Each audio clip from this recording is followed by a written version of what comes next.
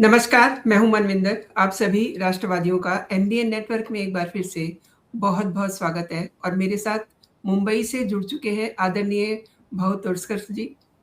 भाऊ, नमस्कार। बहुत स्वागत है आपका, नमस्कार। हाँ, नमस्कार। और मैं दर्शकों से ये कहना चाहूँगी कि जल्दी से वीडियो को लाइक कर लीजिए क्योंकि भाऊ वो कहते हैं जो किसी किताब में नहीं होता, वो किसी सर्वे में नहीं दिखाया जाता। तो भाऊ, आपने तो बहुत महीने पहले ही उसमें आपने बताया कि किस तरीके से क्या चीज़ें आगे हम देखेंगे। हमने वही देखा, जो आपने कहा वो सच हो गया। कई शो हम कर चुके हैं, आपकी भविष्यवाणी सही साबित हुई। बंगाल में बीजेपी की सरकार, श्यामा प्रसाद मुखर्जी की भूमि पर जीत, हिंदुत्व की जीत। अब आगे क्या? आगे अभी बंगाल का इस्तेमाल अखंड भारत के लिए कैसा किया जाता है, अलग अलग जी। चीजें काम हो रहे हैं। हुँ, बांग्लादेश के खिलाफ एक फ्रंट खोली जाएगी, लेकिन वो अलग है, वो लोकल पॉलिटिक्स की बात नहीं, और उस पर अभी बोलना सही नहीं होगा। लेकिन दिल्ली के पॉलिटिक्स में बहुत कुछ होगा ऐसा मुझे लगता है। मुझे लगता है कि ममता की पार्टी, उद्धव की पार्टी और शरद पवार की पार्टी लोकसभा में टारगेट पर होगी। शायद उनके एमपी टूटेंगे, ऐसा कुछ हो सकता है।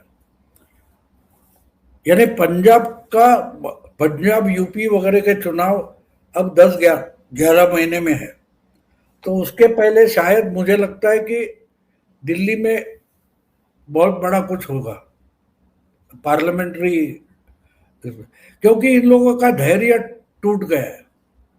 ममता भी गई। देखो, आईएनडीआई फ्रंट जो थी, जो इन्होंने अलायंस बनाई आईएनडीआई, तो उसमें दो तगड़े लोग थे। वो थे, यानी जुझारू थे, और अपने बलबूते पर खड़े थे, अपने पैरों पर खड़े थे। किसी की मेहरबानी की उनको जरूरत नहीं थी। वो थी एक ममता, और दूसरे स्टालिन थे। अब दोनों हारे हैं, और सिर्फ चुनाव हारे, सत्ता नहीं गई है, वो अपने चुनाव क्षेत्र में भी हार गए, और ये बड़ा शौक है उनको। और मैं बार बार बोल रहा था कि बंगाल में तो अंडर करंट नहीं है, इसको मैं वंडर करंट बोलता हूँ। जो जी, बड़े बड़े जानकार है उनको समझ में नहीं आता। अर्थात समझ में आना बड़ी मुश्किल नहीं बात होती। आपके पास अगर सेंसिटिविटी हो तो आपको समझ में आता है। आप अगर किसी कूड़े कचरे के सामने खड़े होकर पूछोगे कि बदबू कहाँ है, इसका मतलब आपके पास सेंसिटिविटी नहीं है। ये कोई समझाने वाली बात नहीं होती है, महसूस करने वाली बात होती है। जब कोई अच्छी बात होती है या बुरी बात होती है, तो आप जहाँ जाते हो वहां से महसूस होता है आपको कि भाई यहाँ कुछ बुरा हुआ है, लोग सब रोते दिखाई दे रहे हैं, या कोई नाच रहे तो कोई अच्छा बात हुए, ये महसूस किया जाता है। ये किसी को समझाने की जरूरत नहीं होती, और इसी को सेंसिटिविटी बोलते हैं, ह्यूमन सेंसिटिविटी इसी को कहते हैं। तो बंगाल में जो हो रहा था, वो कोई मैंने भविष्यवाणी की वगैरह ऐसा कुछ नहीं, वो दिखाई दे रहा था। और मैं तो यहाँ बैठे वीडियो देखता हूँ, मैं तो वहां गया तक नहीं था, ना किसी से मैंने बात की थी। लेकिन जो बात लोग कर रहे थे, बंगाल के हो तो बात कर रहे हैं, उससे पता चलता है। और बहुत सारे लोगों की क्या कहते हैं उसको, बॉडी लैंग्वेज भी काम करती बहुत सारी। अगर ममता के घर से 3 घर दूर रहने वाली एक महिला बोलती है कि चुनाव के बारे में कुछ नहीं बोलूंगी, मगरमच्छ के साथ रहे थे, तो मगरमच्छ किसको बोल रही है? ये क्या उसको समझाने की जरूरत नहीं, आपको समझना जरूरी है। वैसे ही अब देखो, ये होने के बाद ममता ने प्रेस कॉन्फ्रेंस की और बोला मुझे अखिलेश का फोन आया, मुझे उद्धव का फोन आया, मुझे राहुल गांधी का फोन आया, ये सब लोग मेरे साथ है, मैं आगे चलकर आईएनडीआई बहुत मजबूत करूंगी, वगैरह वगैरह वगैरह। तो ये सब फोन किया था, तो दौड़ दौड़ दौड़ते ये क्यों गया उधर? अखिलेश अखिलेश क्यों गया वहां? जाके रोने की क्या जरूरत थी? कोई मुर्दा पड़ा था कि शमशान लेके जाना था? इसके क्यों जाने की जरूरत थी? और उसके बाद उसने इमीडिएटली आईपैक के साथ अपना जो एग्रीमेंट था वो तोड़ दिया। इसका मतलब साफ है कि आईपैक के कारण जो ममता का हुआ है वो मेरा ना हो, ये डर अभी से इसको सता रहा है। इतनी सीधी बात है, इससे कोई और बड़ी बात नहीं है। और INDA में लड़ने वाले कोई बचे नहीं है, तो एक कार्टून है, उसके हाथ में पूरा अधिकार आ गया। अब राहुल गांधी और मरकट लीला करेगा, उससे ज्यादा कुछ नहीं होने वाला। और भाऊ आप जो कह रहे हैं कि अभी सीमा पर कुछ होगा, तो सीमा पर जो स्टेट है भाऊ, वो अक्सर केंद्र को गाली देते हैं। हमने बंगाल को तो देखा ही है, उनका क्या हश्र हुआ, किसी से छिपा नहीं है, डेस्परेशन अभी तक दिखाई दे रही है। लेकिन पंजाब में देखिए ना क्या गदर मच रहा है। वो हो जाएगा, वो देखने वाले लोग हैं, उनकी जो जानकारी मेरे पास होती है वो पब्लिक करने जैसी नहीं होती है, करने की जरूरत भी नहीं है। क्योंकि देखो एक बात है, बंगाल में इतने 2.5 लाख सेंट्रल फोर्सेस क्यों लेके गए, ये बताया नहीं उन्होंने, करके दिखाया, कोई वायलेंस नहीं हुआ। नहीं नहीं, वायलेंस नहीं होना चाहिए इसलिए लाया है, एक एक गांव में भेजेंगे, डिटेल नहीं बताया जाता। आज लोगों को पता चलता है कि 2 राउंड में, 8 राउंड का चुनाव 2 राउंड में हो गया और कहीं भी वायलेंस नहीं हुआ। तो इसका जो प्लान होता है वो बताया नहीं जाता। ये जो सेंसिटिव मामले होते हैं, जो बॉर्डर स्टेट होती है, वहां ये मामले सेंसिटिव होते हैं। वहां जो होता चलता है, जो प्लानिंग होता है, उस पर चर्चा करनी नहीं चाहिए। वो हमारा अधिकार भी नहीं है, क्योंकि हमारे पास पूरी जानकारी नहीं होती, और उसमें हम गलती से कुछ गलत बोल गए। तो देखो अभी बंगाल का चुनाव था, तो उसमें वो महुआ मोइत्रा भवानीपुर में जाके बोलती है कि गुजराती मारवाड़ियों ने देश की आजादी के आंदोलन में क्या किया है। अरे गांधी और पटेल कौन थे भाई? लेकिन उसने ममता का सबसे बड़ा नुकसान कर दिया, क्योंकि जब आपके पास पूरी जानकारी नहीं है, आपको उतनी समझ नहीं है, आपको उतनी अकल नहीं, तो ऐसे सब्जेक्ट पर बोलना नहीं चाहिए, वो समझदारी होती है। लेकिन बहुत सारे लोग ऐसे होते हैं कि हमको बहुत सारा समझता है, ये दिखाने के लिए गलतियां करते जाते हैं, जो महुआ मोइत्रा ने की, जिसकी कीमत ममता को चुकानी पड़ी है। अब उसका जो भतीजा है, उसने बोला था 4 मई के बाद हिम्मत है तो अमित शाह ने कोलकाता में रुक कर दिखाना चाहिए। आज तो 7 तारीख है, अमित शाह तो बंगाल पहुंचे, कोलकाता पहुंचे, ये क्या कर रहे हैं? उल्टा ये गधा, ये समझना जरूरी था कि अमित शाह कम से कम बातें करने वाले, बकैती तो बिल्कुल नहीं करते, और जो बोलते हैं उसमें एक एक शब्द का बड़ा गहरा मतलब होता है। जब उन्होंने बोल दिया था सबका साथ, सबका विकास और सबका हिसाब, मोदी जी बोले थे, और अमित शाह ने बोला था एक एक को उल्टा लटका कर सीधा करूंगा। तो जी। यह सीधा इशारा अभिषेक के पास था, लेकिन इनका दिमाग कहाँ चलता है, जो अकल नहीं है वो बताने की कोशिश करते हैं। तो इन्होंने क्या किया, जो अभी जो सुवेंदु का जो सेक्रेटरी वगैरह था, उसकी मर्डर हो गई है, वो तो पूरा प्लान्ड है, पूरा प्लान किया हुआ मर्डर है। तो उसमें एक एक धागे निकल के आएंगे, अभिषेक मुखर्जी तक जाएंगे, उसको उल्टा लटकाया जाएगा। हम देखेंगे अगले कुछ महीनों में उल्टा लटकाने का जो इशारा अमित शाह ने दिया था, वो किसके बारे में था, वो हमें बहुत जल्दी समझ में आएगा। लेकिन बात ये होती है ना कि जब आपको लीडरशिप करने नहीं आती, जो चीज आपको नहीं आती वो आप करने जाते हो, तो आप बहुत भारी नुकसान कर लेते हो। तो ममता का हो, पार्टी का हो, अभिषेक ने, महुआ ऐसे चमचे हैं, वो कोई और सयोनी घोष वगैरह है, इन्होंने बड़ा नुकसान कर दिया पार्टी का। और हर पार्टियों में आजकल मीडिया का फैलाव इतना हो गया है कि हर पार्टी को लगता है कि भौंकने वाले कुत्ते चाहिए। वो अपनी ही पार्टी का नुकसान करते हैं, सामने वाले को काटते तो नहीं, लेकिन ऐसा भौंकते हैं कि उनकी पार्टी का नुकसान होता है। तो मुझे लगता है कि जो कुछ हो रहा है वो अपनी जगह चल रहा है, हमको उस पर नहीं जाना चाहिए। देखना चाहिए कि दिल्ली में क्या होता है। मैं मानता हूं कि जिस ढंग से महिला आरक्षण का जो बिल था वो पास नहीं हुआ, उससे सबसे बड़ा नुकसान ममता को हुआ है, इसको क्या उसका नाम, स्टालिन को हुआ है, तो अखिलेश डरा हुआ है। अखिलेश को समझ में आ रहा है क्या हुआ है।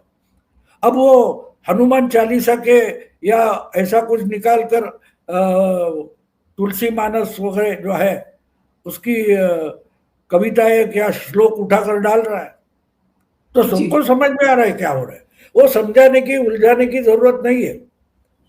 ये कितने डरे हैं और किस कारण डरे हैं वो समझना जरूरी है, क्योंकि इसको दिखाई दे रहा है पर्टिकुलरली अखिलेश कि उत्तर प्रदेश तो हाथ से निकल गया।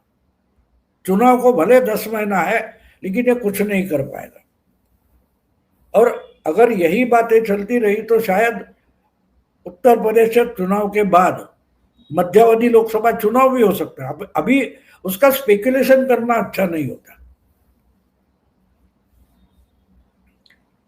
आपने दिल्ली का जो इंडिकेशन दिया है, इसका मतलब वहाँ कुछ जोरदार चीज़ पक रही है, जो आप बताना चाह रहे हैं। नहीं, मुझे ऐसा लगता है, मुझे मेरे पास अभी उसकी कोई जानकारी नहीं है, लेकिन जो खबरें आ रही है, जिस जिस ढंग से, अब कल परसों की बात देखो, जो तृणमूल का एक क्या उसका नाम मैं भूल गया, रिजू करके कोई है ना, एक प्रवक्ता है जी। जो वीडियो बनाकर धमका रहा था वो अजय पाल शर्मा को, तुमको उठा कर लाएंगे, तुम कहीं पाताल में छुपे रहो, तुमको उठा कर लाएंगे, तुम्हारे खाल खींचेंगे वगैरह वगैरह बात कर रहा था। वो आज, वो अभी भूल जाओ, चुनाव के लिए बोला गया था, ऐसा कोई सीरियस नहीं होता। अभी से डर गया है, अभी से डर गया। महुआ मोहित्रा की बात बदली है, शैली उसका लहजा बदला है, ओ कोई घोष है उसका बदला है, तो बात साफ है, ये डरे हुए हैं। क्योंकि अभी ममता ने जो चुनकर आए, उनकी मीटिंग बुलाई थे, उसमें 10 नए चुनकर आए एमएलए हाजिर ही नहीं हुए। तो कुछ ना कुछ अंदरूनी गड़बड़ चल रही है, ये खबरें आ रही है, वो एक दूसरे से जोड़कर देखना पड़ता है। हम कोई अंतर्ज्ञानी नहीं होते, लेकिन अगर डॉट्स कनेक्ट करते हो तो आपको कुछ मिल जाता है। तो अभी अभी घटनाएं हो रही है, मैं देख रहा हूँ, मेरा नजर उस पर है कि भाई क्या हो सकता है क्या नहीं। लेकिन ममता इतनी बौखलाई है, उसको समझ में नहीं आ रहा है।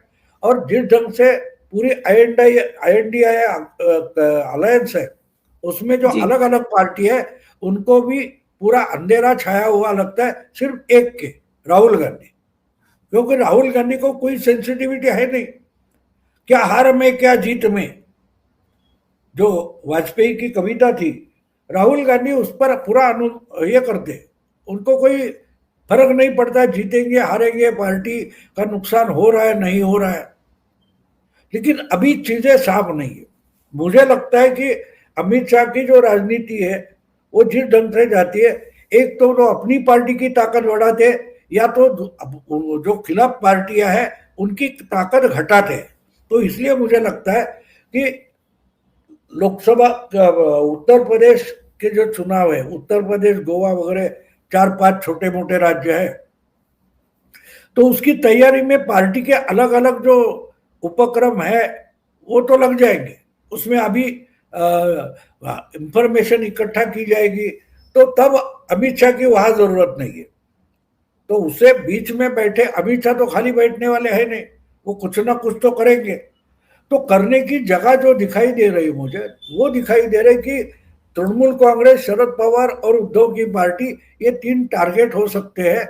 क्योंकि उद्धव के पास कुछ 9 MP है, उसमें से 2/3 की बात बीच में चल रही थी कि शिंदे के साथ जाएंगे वगैरह। शरद पवार के पास 8 है, एक उनकी बेटी छोड़ी, तो 7 तो वैसे लंगड़े ही है। और ममता के पास तो 29 MP है, और उनको अभी जो धक्का लगा है उसके बाद उसमें से बहुत टूट सकते हैं, शायद उसका ट्राई किया जाएगा।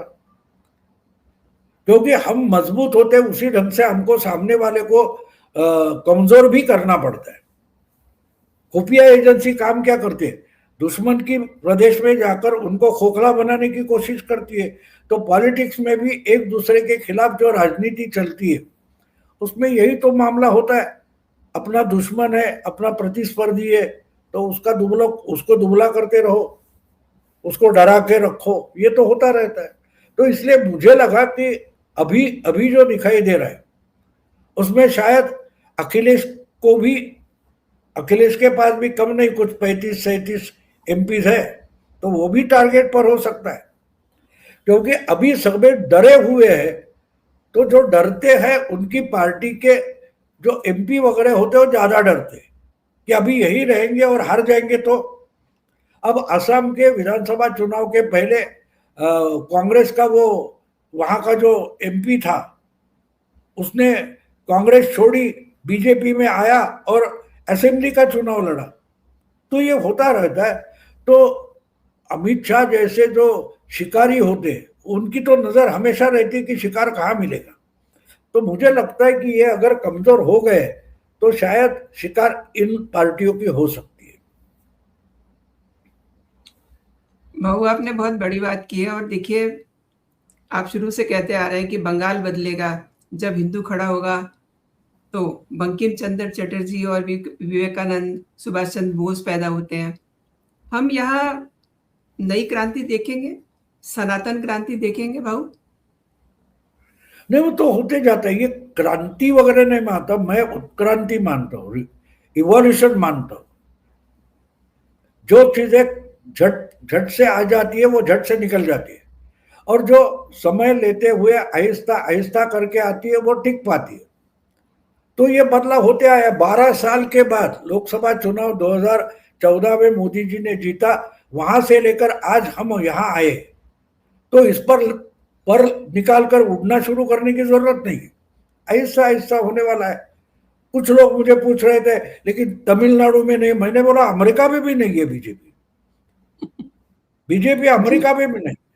अरे ये सवाल है क्या, पार्टियां बढ़ती है तो उसकी ताकत आहिस्ते आहिस्ते बढ़ती है, उसके लिए मेहनत करनी पड़ती है। आप अपने घर में बैठोगे, खबरें देखोगे और बोले अरे बीजेपी को तमिलनाडु में कुछ करना चाहिए, तू क्या करता है, बाजार में जाके सब्जी नहीं लाता। और तमिलनाडु में बीजेपी ने क्या करना चाहिए उस पर चर्चा करेंगे। तो ये नहीं होता, ये आहिस्ता आहिस्ता होता है और उसकी तैयारियां होती रहती है, मानसिकता बदलनी पड़ती है। देखो बंगाल में 4 मई तक रास्ते पर उतरकर लोग हिम्मत से बोल नहीं पा रहे, आज वही लोग हजारों की संख्या में नाच रहे, गांव गांव में नाच रहे, गांव गांव में एक दूसरे को तिलक लगा रहे, जाकर उसकी तृणमूल की ऑफिस पर हमला कर रहे, इन्होंने कब्जा की हुई ऑफिस है, स्कूल से वो खाली करवा रहे। ये हिम्मत कहां से आ गई? वो चुनाव के नतीजों के बाद आई है। लेकिन वो नतीजे आने के लिए जो पिछले 5 साल से मेहनत की है उसका एडवर्टाइज नहीं किया, उस पर चर्चा नहीं की। बीजेपी की वही तो खासियत है, बीजेपी प्रेस में जाती नहीं, आरएसएस तो बिल्कुल नहीं जाती, क्योंकि चर्चा में रहेंगे तो जो इंफॉर्मेशन होती है उसका दुश्मन को इस्तेमाल ज्यादा कर लेता है। तो इसलिए मेरे पास भी बहुत सारी जानकारी होती है, लेकिन मैं सब जानकारी पब्लिक नहीं करता, क्योंकि हमारा चाणक्य का एक कोट है, षटकर्णो विद्यते मंत्रा, यानी जो बात 6 कानों ने सुनी है उसकी गुप्तता खत्म हो जाती है, उसका इफेक्ट खत्म हो जाता है। तो इसलिए कुछ बातें है चल रही है, अपने तरीके से चल रही है, आहिस्ता आहिस्ता चल रही है। अब देखो विजय की जीत हो गई, टीवी के जीत गई तमिलनाडु, लेकिन उसने हराया किसको? स्टालिन को हराया, उदयनिधि को हराया, जो हरामखोर सनातन को वायरस बोल रहा था। जी। भले बीजेपी का जीत नहीं हुई, लेकिन सनातन को गाली देने वालों को लोगों ने हराया। और ये सब चुनाव के नतीजे आने के बाद, विजय भी वो तो धर्म से क्रिश्चियन है, लेकिन वो भी बोला कि पेरियार की जो एंटी ब्राह्मण पॉलिसी थी, एंटी मनुस्मृति पॉलिसी है, वो अब नहीं चलेगी, ये क्रिश्चियन चीफ मिनिस्टर बनने वाला है, वो बोल रहा है। तो ये बदलाव होता है, स्टेप बाय स्टेप होता है। पहला कदम रखो और 10वें मंजिल पर पहुंच जाओ, ऐसा नहीं होता। बदलाव आहिस्ते आहिस्ते आता है। तो सनातन का बदलाव आने जा रहा है, और ये यहाँ ही नहीं पूरी दुनिया में आएगा, लेकिन टाइम लगता है। शायद मेरी जो लाइफ है उसमें मैं नहीं देख पाऊंगा, मेरे से यंग जनरेशन है वो देख पाएंगे। हेडगेवार ने अपना प्राइम मिनिस्टर नहीं देखा था आरएसएस की स्थापना की, लेकिन जिस ढंग से उन्होंने काम शुरू किया था उस पर उनका भरोसा था, तो वो लेके जाने वाले लोग आगे आगे आते गए, होता गया, कारवा बनता गया। तो ये बदलाव भविष्यवाणी से नहीं बदलते, उसके लिए मेहनत करनी पड़ती। भविष्यवाणी में कोई मुझे बोलेगा हाँ भाऊ को 1 करोड़ रुपए दे दो और राहुल गांधी को जिताओ, तो मैं बोलूंगा इसलिए राहुल गांधी नहीं जीतेगा। क्यों? अरे ऐसे क्या हो गया, भाऊ ने तो भविष्यवाणी की थी। मेरे भविष्यवाणी से कुछ नहीं होता ना, मैं किसी श्रद्धा स्थान पर जाकर कोई मन्नत मांगूंगा, उससे नहीं होगा। मेहनत करनी पड़ेगी, श्रद्धा रखो, ईश्वर को शरण जाओ, बोलो भाई मुझे सक्सेस दे दो, कोई बात नहीं, लेकिन मेहनत तो करनी पड़ेगी। आप स्टडी नहीं करोगे और किसी मंदिर में जाओगे, इतना भोग चढ़ाऊंगा बोलोगे, तो भगवान आपकी मदद नहीं करेगा। अगर तुम खुद की मदद नहीं कर रहे हो, मुझे सब लोग पूछते थे अरे पिछले चुनाव के बाद इतना वायलेंस हो गया था, इतने लोग डर गए, क्या मोदी सरकार ने किया था? मोदी सरकार ने उनको बचाने की कोई कोशिश नहीं की, बिल्कुल सही है, जितना हो सके की, लेकिन इसके लिए ममता की सरकार हटाई नहीं थी। जो घायल हुए थे उनको घातक होने तक लाने का ही काम जरूरी था, और वो हो गया। जिस लड़की पर बलात्कार गैंगरेप हुआ था उसकी मां डटकर खड़ी हो गई। संदेश खाली में जिस औरत के मर्द की मर्डर हो गई थी उसको चुनाव में खड़ा कर दिया, वो आ गई चुनकर, उसने उस गुंडे को हराया। तो ये आहिस्ता आहिस्ता होने वाला बदल है, लोगों को विश्वास में लेना पड़ता है। मेहनत करने वाले लोग हैं, और वो मेहनत करने वाले लोगों की संख्या बढ़ती जा रही है। अब वो जो अभिषेक मुखर्जी के घर पे जाकर झंडा लहराकर जो महिलाएं घोषणा दे रही थी, वो क्या आरएसएस वाली नहीं है? लेकिन कभी ना कभी उनको आरएसएस ने ट्रेन किया होगा या उनको हिम्मत दी होगी, वो हिम्मत लेकर वो वहां गई। तो इसमें बहुत ये होता है, मेहनत करनी पड़ती है, सालों साल महीनों महीनों लगते हैं, तब जाके ये परिणाम दिखाई देता है।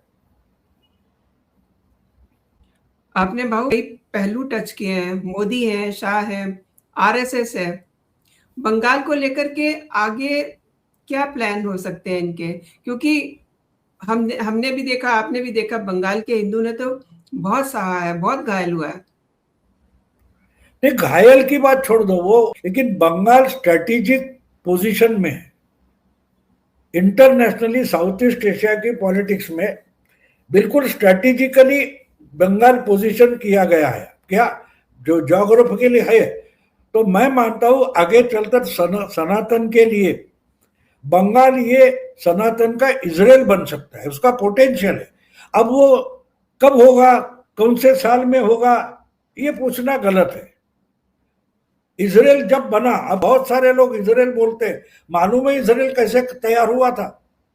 एक समय था पेरिस में, एक जगह लोग कुत्ते जैसा एक इंसान को मार रहे थे, आदमी को, और वो उसको गालियां दे रहे थे, लेकिन उस गालियों में एक शब्द था किल हिम ही जू। तो वहां से जाने वाला एक पत्रकार था, वो जू था।